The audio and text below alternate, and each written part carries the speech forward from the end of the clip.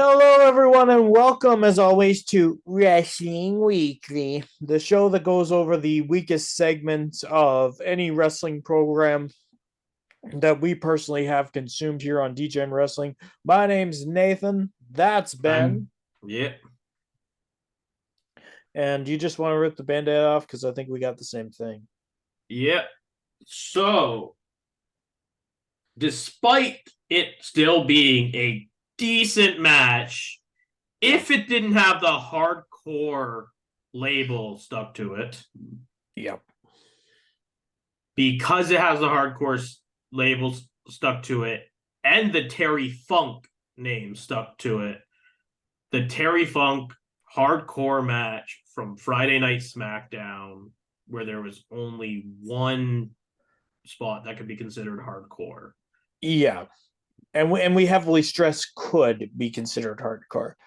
We've seen more non-hardcore matches. We're talking, of course, about the Street Profits versus Butch and Rich Holland. Yeah. I'm sure you and I have the same reasons for why it's here. At least for me personally, there were two things. Number one is the one table spot when really Io Sky versus Zelina Vega had Io throw Zelina into the steel steps. Yeah. It's that non-hardcore match is about as hardcore as the hardcore match. Yeah. As good of a match in it as it was, not taking anything away from No. any of these competitors here. But if you attach a name like Terry Funk on a tribute show to Terry Funk to this match and have the gall to say he'd be proud of a match with only one table spot when Terry Yeah. Funk objectively is maybe number two of all time in terms of Yeah. hardcore. It was a good tornado tag match. It Yes. was the worst hardcore match of all time, I would say. Wow. That's pretty big. At least other bad hardcore matches had things going for it that were hardcore. Yeah, I'll give you that. So congratulations to Pete Dunne, Butch, and of course our friends Street Profits, Angelo Dawkins, and Montez Ford. Yeah, like I don't know who called for the match to be that little hardcore when they put a Terry Funk hardcore name on it. But no kendo sticks, no two by fours, Yeah, one nothing that Terry table. Funk was synonymous with at all. No, not at all. Yeah, I don't understand how something like that could have gotten past people. I And don't I get how the end of the match, Michael Cole could say Terry Funk would be proud of that match. no, he wouldn't.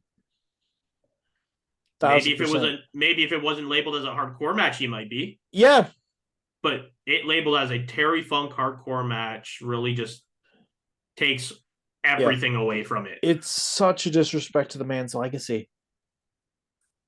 Yeah.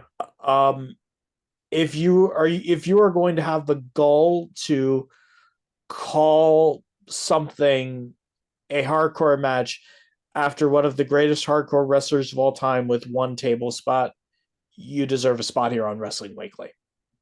Absolutely. But I think that's it. I think we've covered it. Yeah, Um, we've covered it. if you want a good tornado tag match, go watch it. If you want a good hardcore match, go watch literally anything else. Yeah.